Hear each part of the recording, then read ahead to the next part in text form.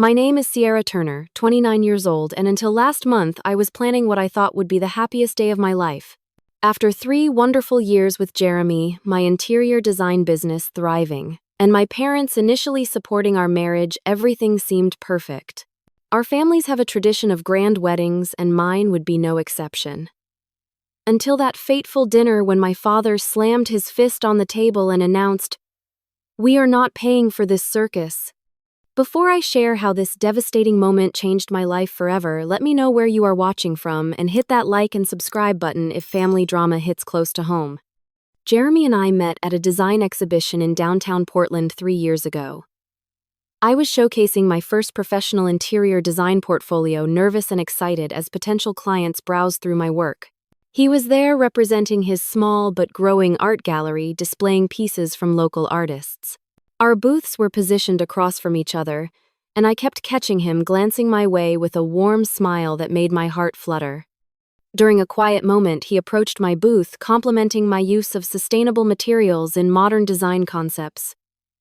"Your work bridges functionality and beauty in a way I rarely see," he said. That simple comment sparked a conversation that lasted until the exhibition closed that evening. We discovered our shared passion for art, love for nature, and desire to travel to historical architectural sites around the world. Our relationship grew organically over the following months. Jeremy was thoughtful and genuine, always encouraging my creative endeavors. When my design business faced challenges, he was my rock, offering practical advice and emotional support. When his gallery needed renovation, I helped redesign the space, turning it into a local attraction that boosted his business significantly. After 3 years together navigating life's ups and downs as a team, Jeremy proposed at the very same exhibition where we first met, now an annual event we both participated in. He had coordinated with the organizers to announce a special presentation at his booth. When I arrived expecting to see a new artist being featured, I instead found a beautiful display of our journey together through photographs and mementos. In front of our friends and colleagues, Jeremy knelt down holding a vintage ring that had belonged to his grandmother. "Sierra, you transformed my life from the moment you critiqued my gallery lighting that first day. Would you continue designing our life together as my wife?"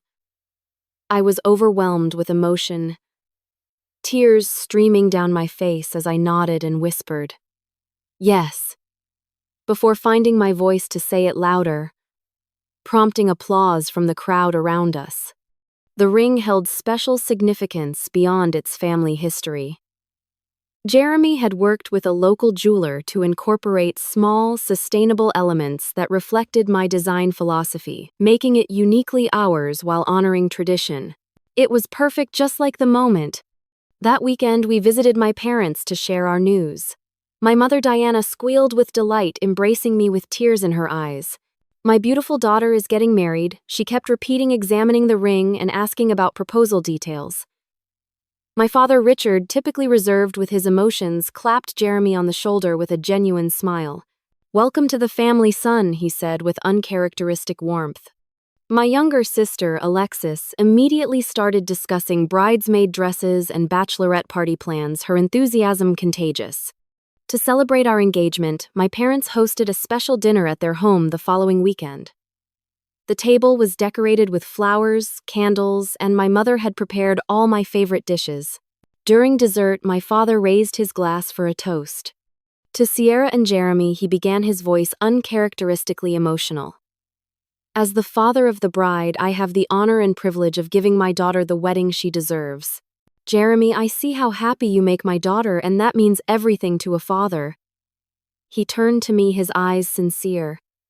"Sierra, this is our family tradition. Your mother and I will take care of everything. We will give you the most beautiful wedding a daughter could ask for." I was touched beyond words, tears welling in my eyes as I looked at Jeremy, who appeared slightly uncomfortable but grateful. Later, he confessed his concerns about accepting such generosity, but I assured him this was important to my parents. "They want to do this for us," I explained. "It would hurt their feelings if we refused." With my parents' blessing and financial support promised, we began planning our wedding for the following fall, approximately a year away.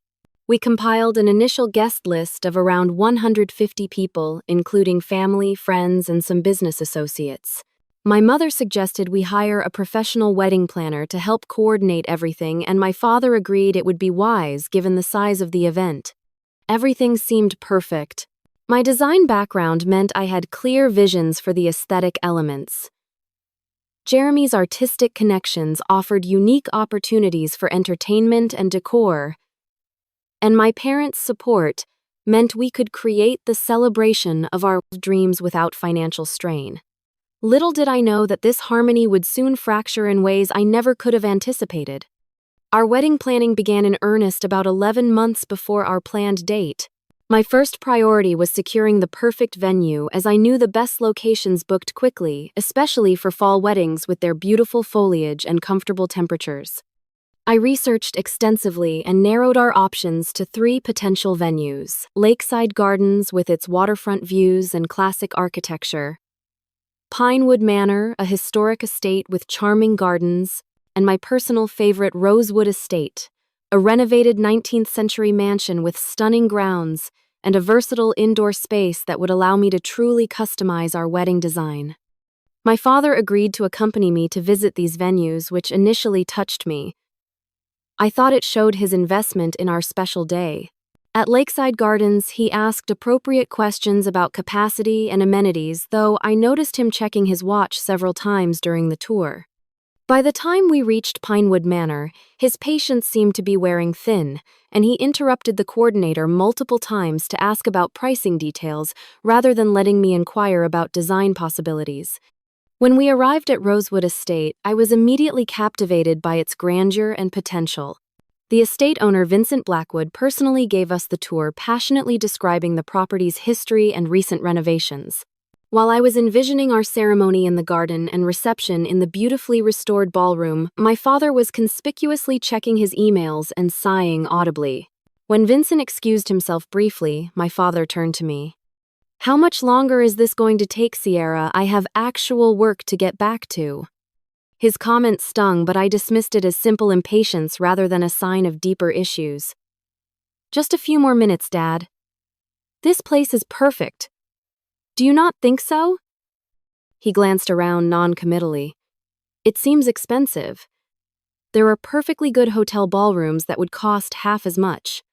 The following week, we met with Stephanie Winters, a highly recommended wedding planner who had coordinated several celebrity weddings in our region. I brought along my mother and father as they had insisted on being involved in major decisions.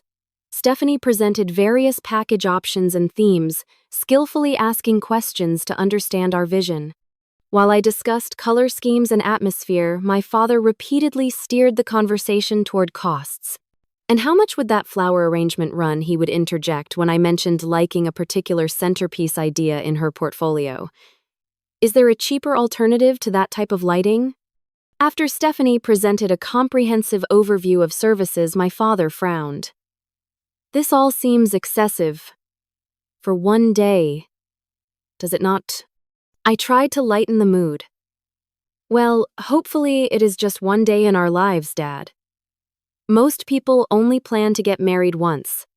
Instead of smiling, he looked directly at me and said, "You do not think this is all a bit much? All this money for what amounts to an elaborate party?" It was the first time he had explicitly questioned the expenditure after promising to fund the wedding. My mother quickly changed the subject, but the comment lingered uncomfortably in my mind. The experience of wedding dress shopping brought another unsettling interaction. My mother accompanied me to an upscale bridal boutique, and initially the day felt magical. The consultant brought out various styles, and my mother teared up seeing me in the first few options. However, throughout our appointment, she kept stepping outside to make phone calls, which I later realized were to my father. After trying on 7 dresses, I found the one a line gown with delicate beadwork and a subtle train. It fit my body perfectly and matched the elegant, timeless aesthetic I envisioned for our wedding. When the consultant mentioned the price, my mother's expression changed. "It is lovely, dear, but perhaps we should look at some other options before deciding. Let us think about it and come back another day." On the drive home, my mother was unusually quiet. When we arrived, my father was waiting and immediately asked about the dress. Sierra found one she likes, my mother said carefully. And how much is this dress? He asked directly. When I told him, he scoffed. For something you will wear once. This is getting ridiculous.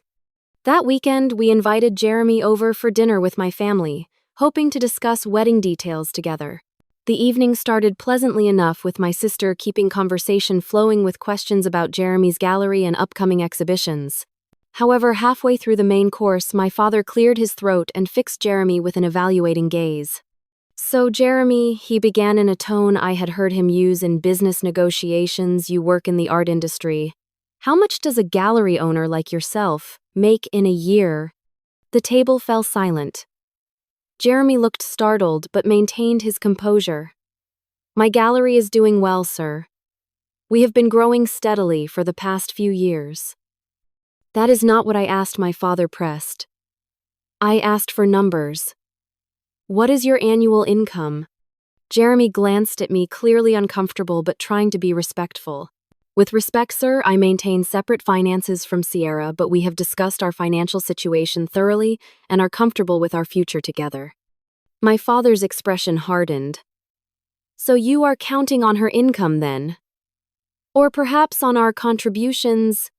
I interrupted, feeling my face flush with embarrassment and anger.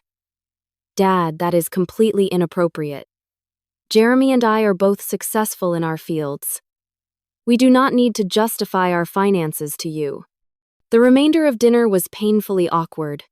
After Jeremy left, I confronted my father. What was that about, Dad? You embarrassed Jeremy and me. My mother tried to mediate. Your father is just concerned about your future, sweetie. Later that night, I pulled my mother aside for a private conversation. Mom, what is going on with Dad? He promised to support our wedding, but now he is questioning every expense and interrogating Jeremy about money. My mother sighed, patting my hand reassuringly. Your father is just worried, that is all. He wants to make sure you are making the right decision. Every father gets protective when his daughter is getting married. Everything will be fine, I promise. Her words were meant to comfort, but something in her tone made me wonder if she truly believed them herself. For the first time, I began to worry that our wedding planning might not proceed as smoothly as I had hoped. With my parents still officially supporting our wedding plans despite the growing tension, Jeremy and I moved forward with securing our dream venue. After thorough consideration, we decided Rosewood Estate was perfect for our autumn ceremony and reception. We scheduled a meeting with Vincent Blackwood to discuss contract details and put down a deposit. On the day of our appointment, my father called to say he could not attend due to an unexpected business meeting. Just call me if you need approval for anything, he said hurriedly before hanging up. Jeremy and I exchanged concerned glances but proceeded with the meeting. Vincent greeted us warmly in his office, a beautifully restored room with original woodwork and modern amenities. He presented the contract, explaining each section carefully. For your date next October, we require a $5,000 deposit today to secure the booking, Vincent explained. This deposit is non-refundable if you cancel, as we will be turning away other potential clients for your date. I called my father as agreed, putting him on speakerphone to discuss the deposit. Yes, fine, he said distractedly. Put it on my credit card. I will text you the information. With my father's verbal approval and payment information, Jeremy and I signed the contract. Vincent seemed genuinely excited about our vision for the wedding. Your background in interior design will make this event spectacular, Vincent commented. I rarely meet couples with such a clear and cohesive vision. As we were leaving, Vincent mentioned something that would later prove significant. I personally oversee all events at Rosewood. Your wedding will receive my full attention, not just my staff's. The next major hurdle arose when we began finalizing our guest list. What should have been a straightforward process became increasingly contentious. My mother presented me with a list of 20 additional guests my father wanted to invite, business associates I had never met. Dad, this is our wedding, not a networking event, I protested during Sunday dinner. Jeremy and I want an intimate celebration with people who actually know and care about us. My father looked up from his plate, his expression stern. I am paying for this wedding, Sierra. These people are important to me and our family business. So this wedding is about you, I asked, unable to keep the edge from my voice. Do not be dramatic, he replied dismissively. This is how these things work. The parents of the bride invite their colleagues and associates.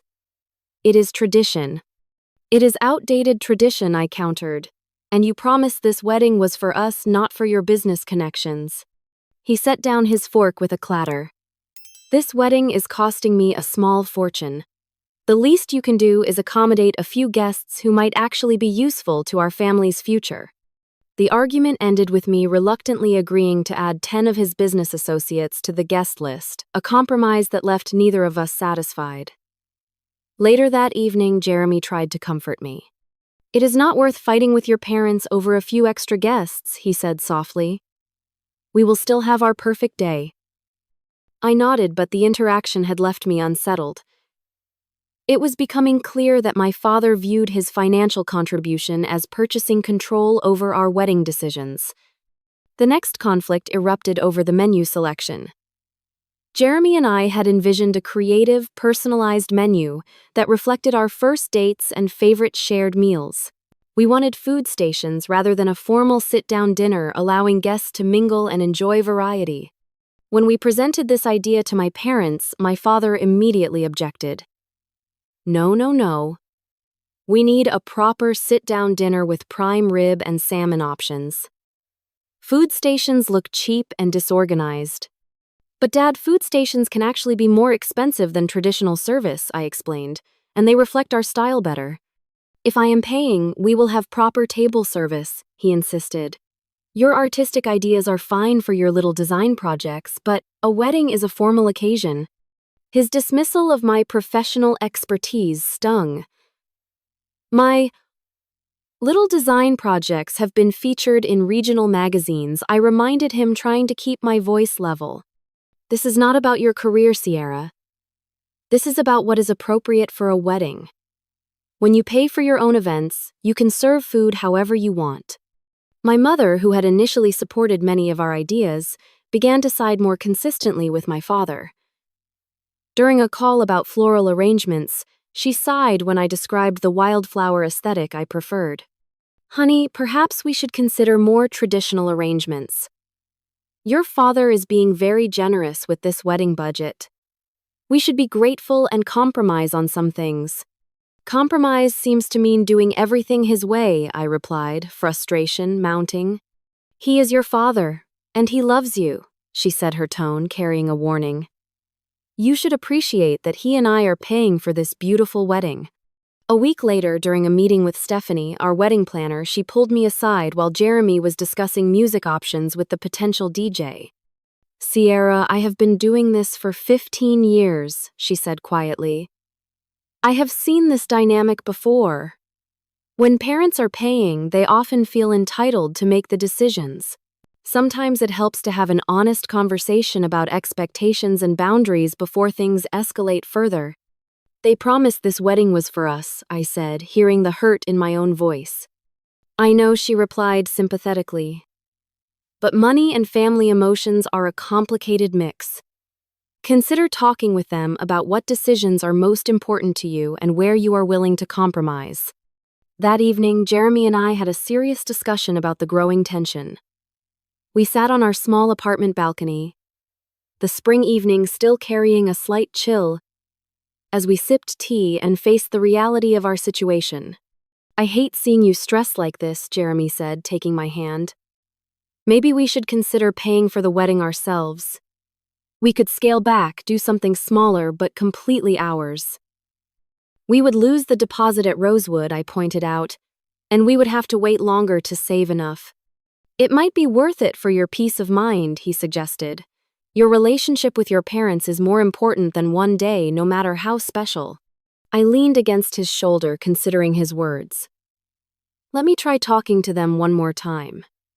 Maybe if they understand how their behavior is affecting me, they will remember why they offered to help in the first place. Jeremy nodded, kissing the top of my head. Whatever you decide, I am with you. All I care about is marrying you, whether that happens at Rosewood Estate or the courthouse downtown. His unwavering support strengthened my resolve to have an honest conversation with my parents, hoping to salvage both our wedding plans and my relationship with them. Little did I know that this conversation would change everything in ways I never could have anticipated. After careful consideration, I decided to speak with my parents alone without Jeremy present. I thought they might be more receptive if they did not feel outnumbered, or that I was choosing his side over theirs. I drove to their house on a Tuesday evening, knowing my father would be home from work and they would have no other commitments. My stomach twisted with anxiety as I pulled into their driveway. The two-story colonial where I had grown up looked the same as always, well-maintained and imposing. My mother answered the door with a smile that faded when she saw my serious expression. "Sierra, we were not expecting you tonight. Is everything all right?" "I need to talk to you and Dad," I said, stepping inside. "It is important." She led me to the living room where my father sat in his favorite leather armchair, reading glasses perched on his nose as he reviewed some document. He looked up surprised to see me. "Sierra, what brings you by unannounced?" I took a seat on the sofa across from him while my mother perched nervously on the armrest of his chair. The tension was palpable, even before I spoke. "I want to talk about the wedding," I began, trying to keep my voice steady. "Things have not been going the way Jeremy and I hoped, and I feel like we need to clear the air." My father removed his glasses, his expression guarded.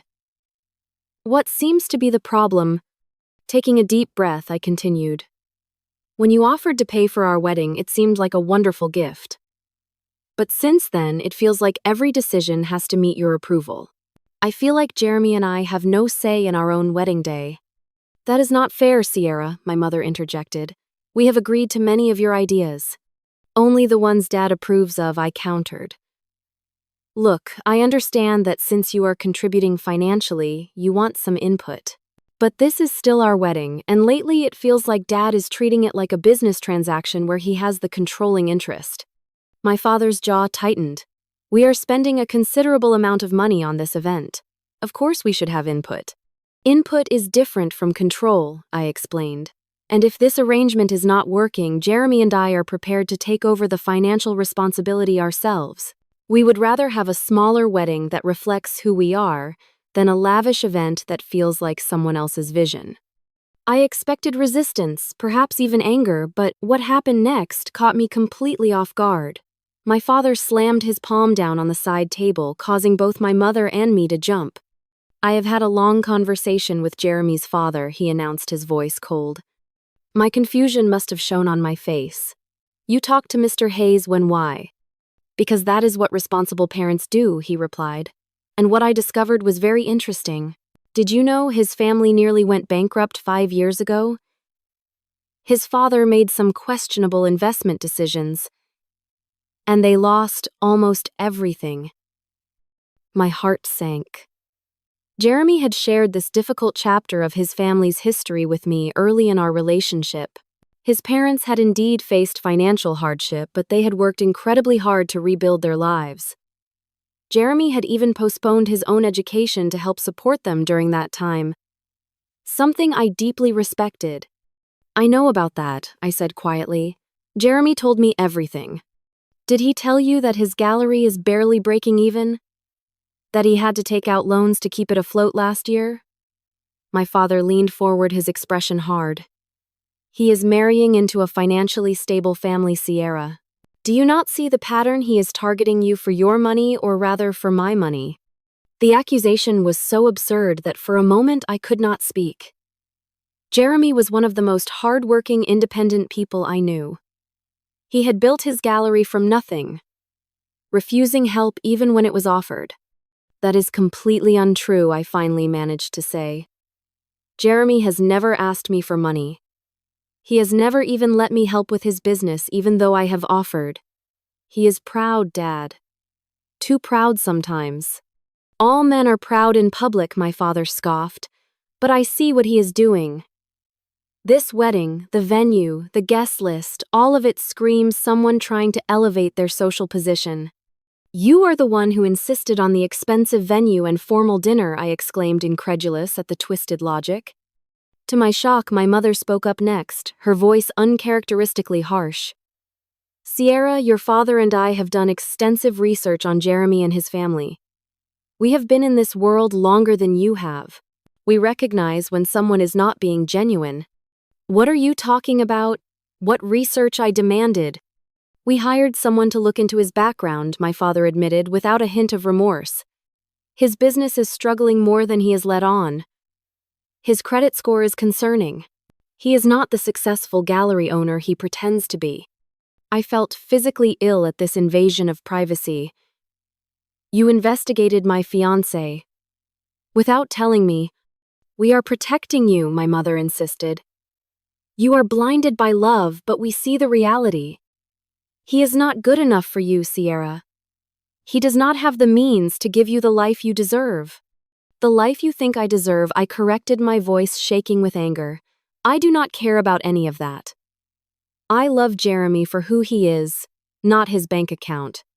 You say that now, my father countered, but what about when you want to buy a house, have children? Will you be satisfied when he cannot provide those things? We will work together to build our life, I insisted. That is what partnerships are about. My father stood up suddenly, towering over me. His face had turned an alarming shade of red, and he pointed his finger at me accusingly. We are not paying for this circus, he shouted, his voice echoing through the room. I will not fund this mistake. You are determined to make. My mother placed her hand on his arm, not to calm him, but in solidarity. Find someone who can afford you, Sierra, she added, her voice cold. Someone from our circle who understands our world. I sat there stunned by the venom in their words. These were my parents, the people who had always claimed to want my happiness above all else.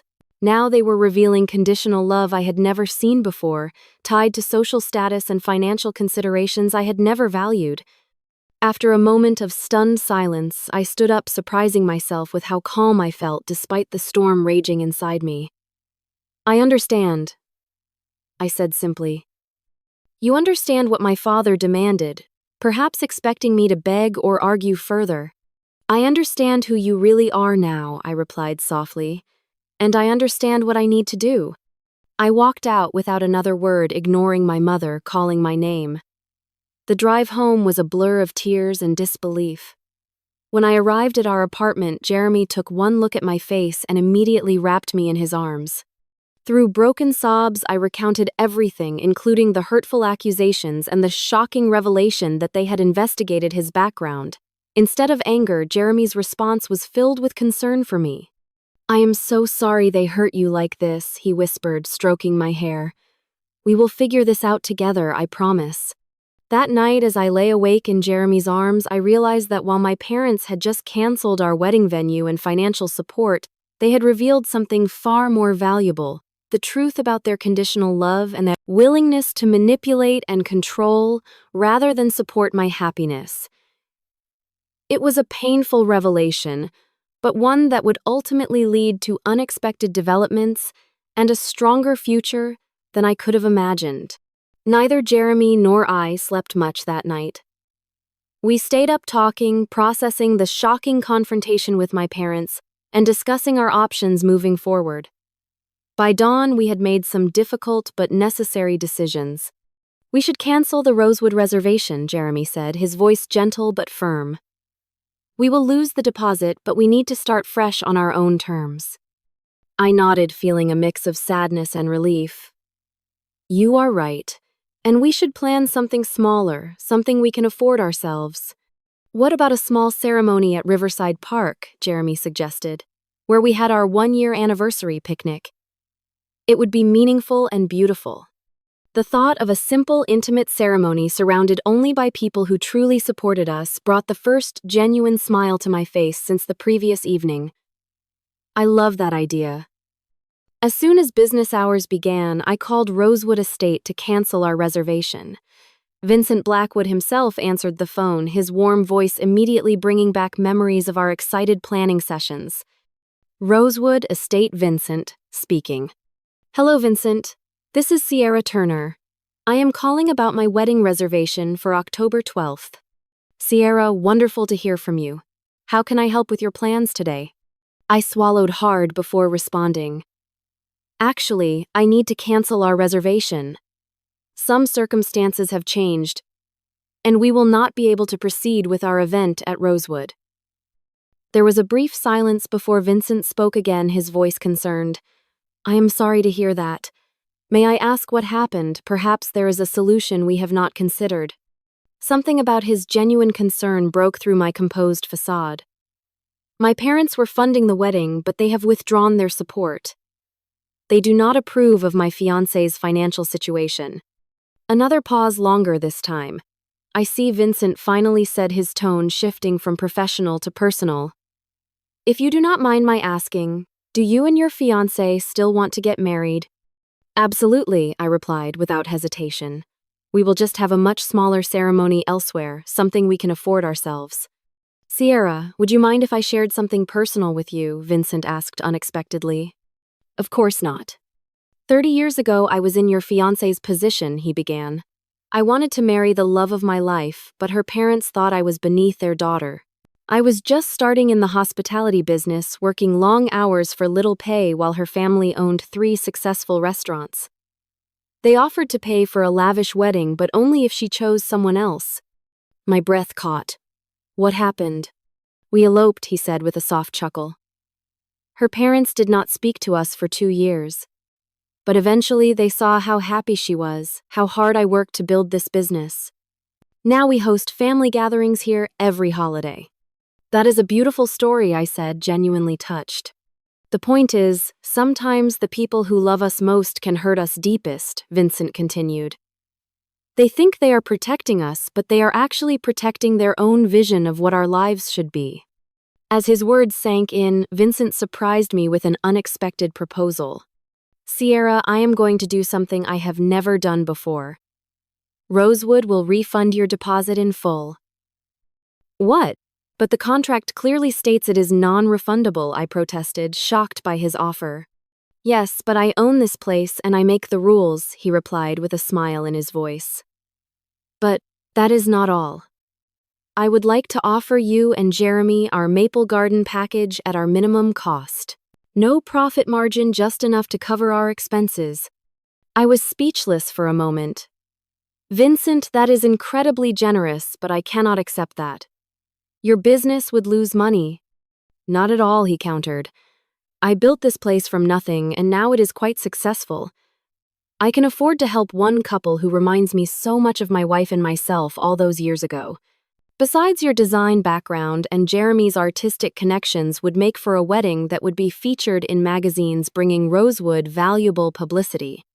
Still stunned by his offer, I asked, what about the refund? You would return the money to my father? Yes, Vincent confirmed. With one condition. I will personally call him to explain that while his money is being returned, the wedding at Rosewood is still happening.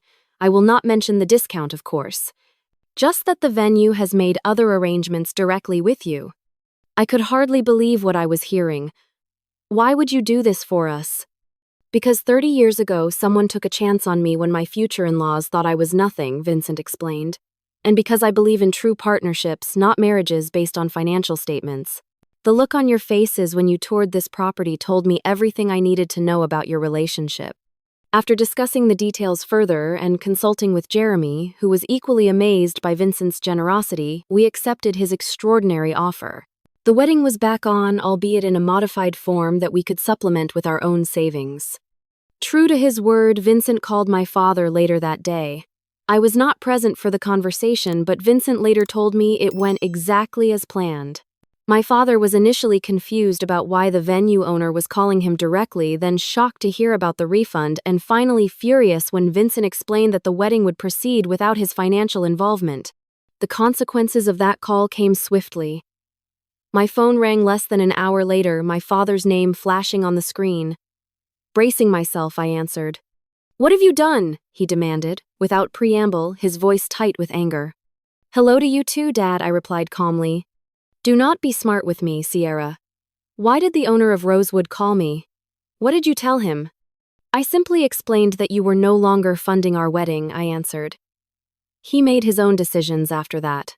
He said he is refunding our deposit, but that your wedding is still happening there. How is that possible? What kind of game are you playing? No game, Dad. Jeremy and I are getting married at Rosewood, just not with your money. This is ridiculous, he sputtered. You cannot afford that place on your own. What did you tell them about us to get this special treatment? The truth, I said simply. That you investigated my fiancé's financial history without his knowledge or consent, and then withdrew your support because he does not meet your income requirements for a son-in-law. His voice lowered dangerously. You are embarrassing this family. No, Dad. You embarrassed yourself. With that, I ended the call, my hand shaking, but my resolve stronger than ever. Jeremy, who had been listening to my side of the conversation, pulled me into a hug. Are you okay? I nodded against his chest. Better than okay. For the first time since this all started, I feel like we are taking control back. Little did I know that this was just the beginning of a confrontation that would ultimately lead to unexpected healing and a deeper understanding between all parties involved. The day after Vincent's call to my father, my parents appeared unannounced at our apartment door. Jeremy had just left for the gallery, so I faced them alone, standing firmly in the doorway rather than inviting them inside. My father looked furious, his face flushed and jaw tight. My mother stood slightly behind him, her expression a mixture of anger and what might have been concern. We need to talk, my father demanded. I think we said everything that needed saying the other night, I replied coolly. Sierra, please, my mother interjected. This situation has gotten out of hand. Reluctantly, I stepped aside to let them enter our modest apartment.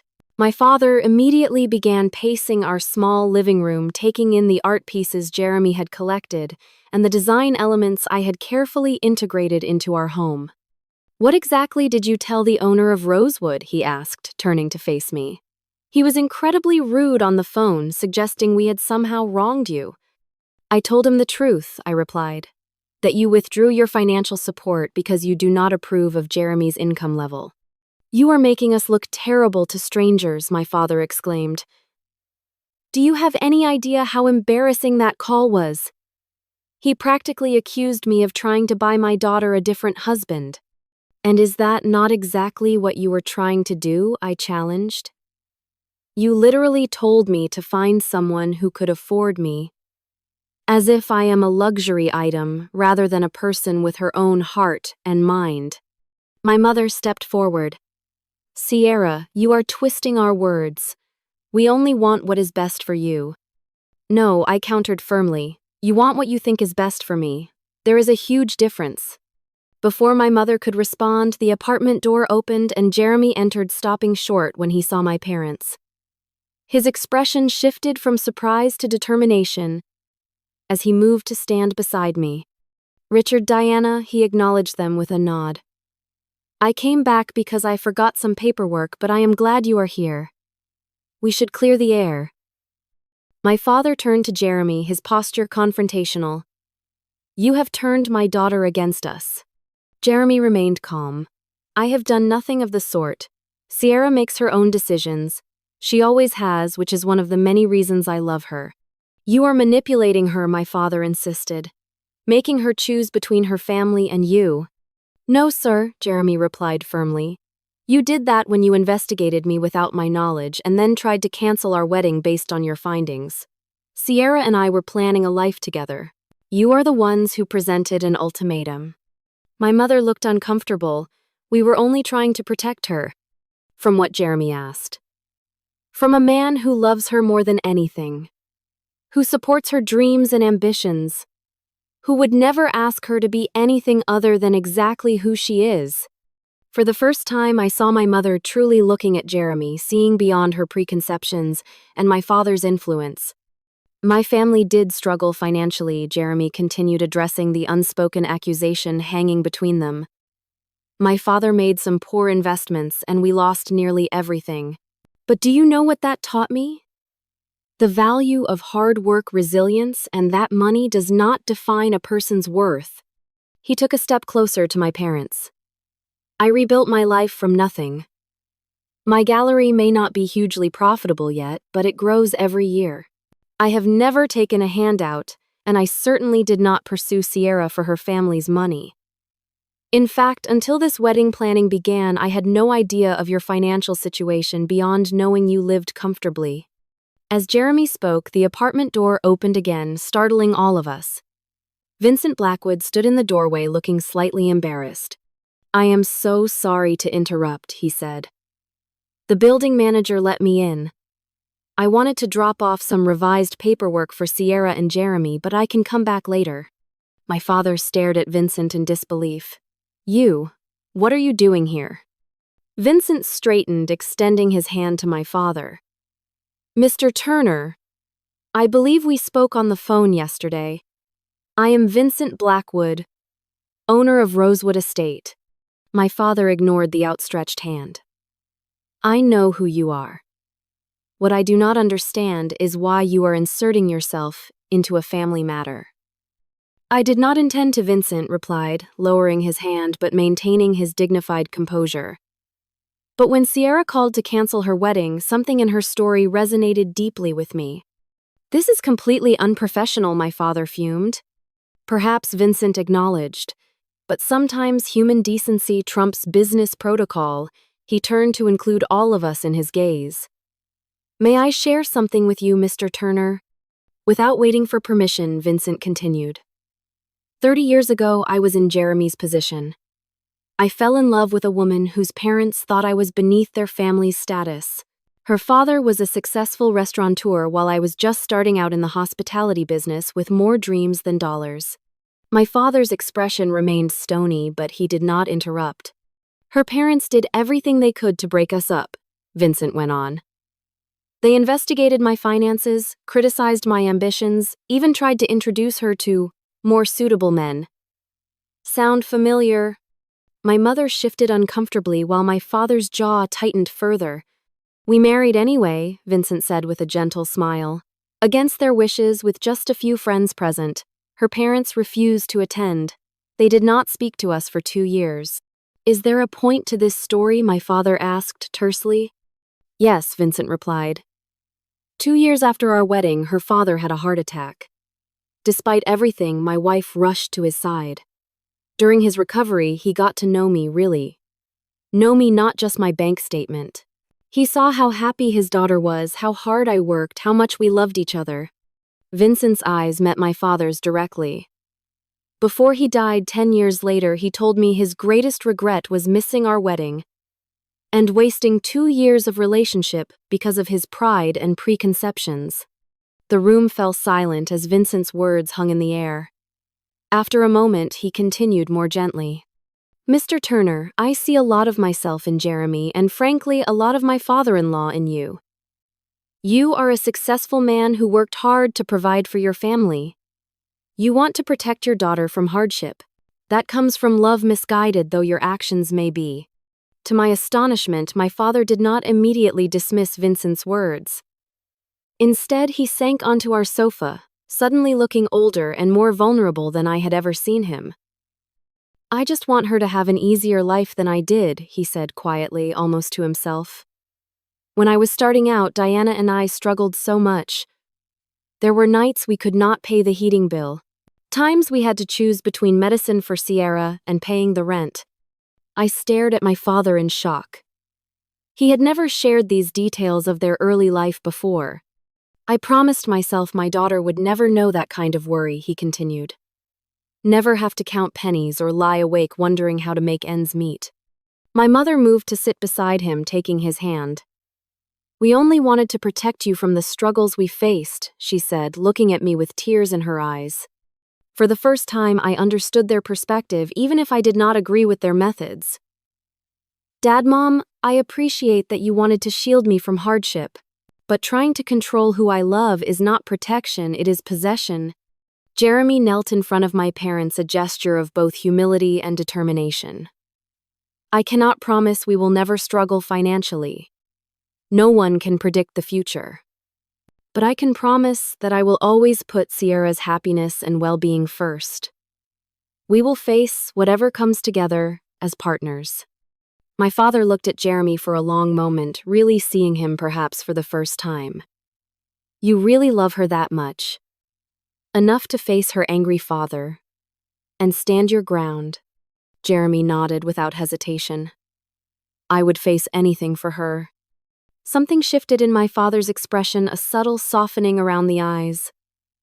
I was wrong about you, he admitted, the words clearly difficult for him to say. And I was wrong about how I handled this situation.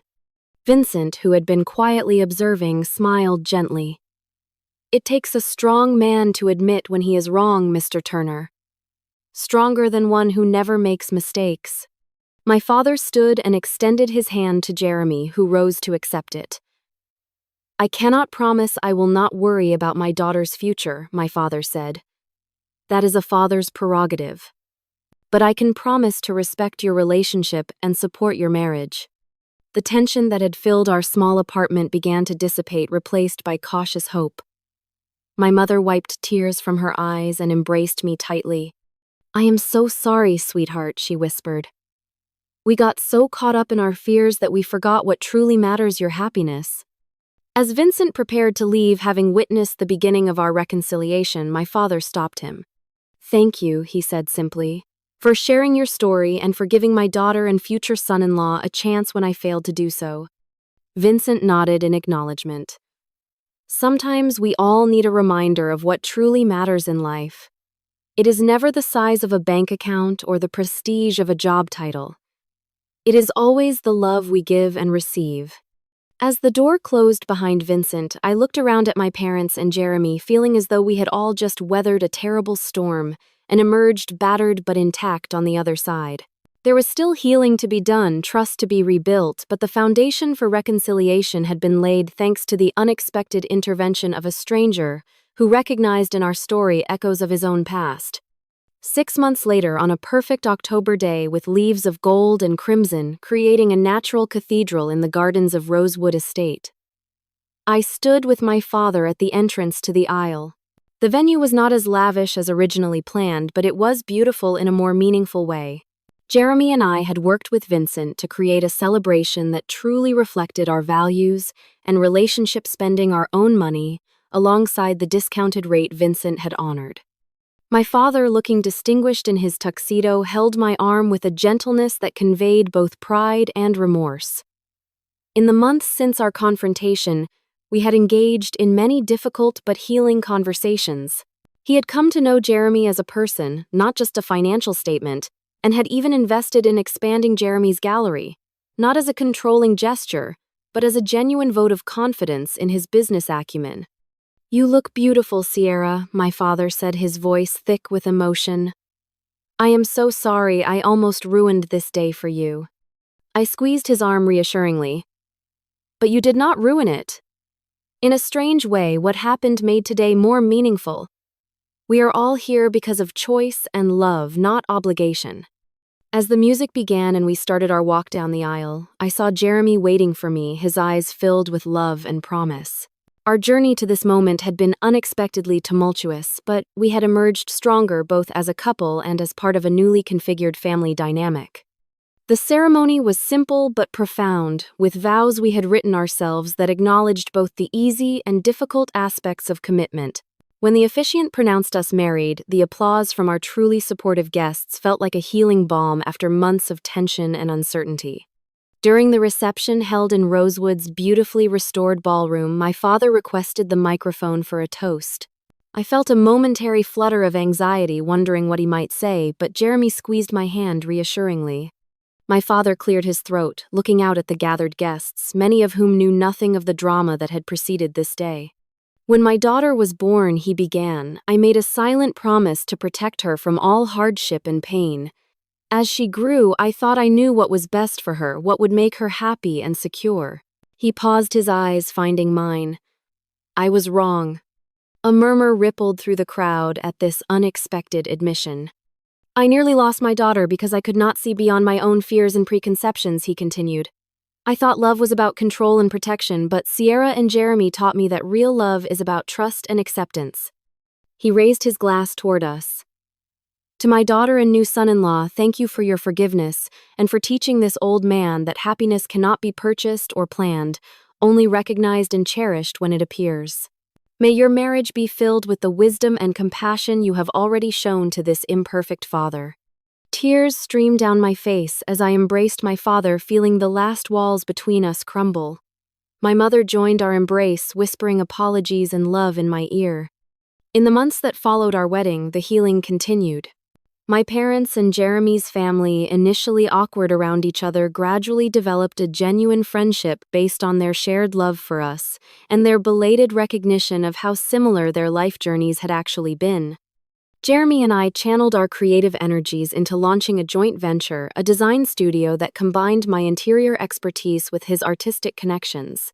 To our surprise, my father became one of our strongest advocates, introducing us to his business associates not as a controlling gesture but as a genuine belief in our talents. 6 months after our wedding, my parents invited us to dinner at their home. As we sat in the dining room where so many tense conversations had occurred, my mother served my favorite childhood dishes, and my father opened a bottle of champagne. "We have an announcement," he said, looking more relaxed than I had seen him in years. "Your mother and I have been doing some reflecting on our own journey." My mother smiled, taking his hand. "We realized that in our effort to give you a better life than we had, we forgot to tell you about the beauty of our early struggles, how they strengthened our bond, and taught us what truly matters. So we have decided to renew our vows," my father continued. "A simple ceremony that celebrates not just the comfortable life we eventually built, but the difficult beginning that made us who we are. And we would be honored if you and Jeremy would help us plan it."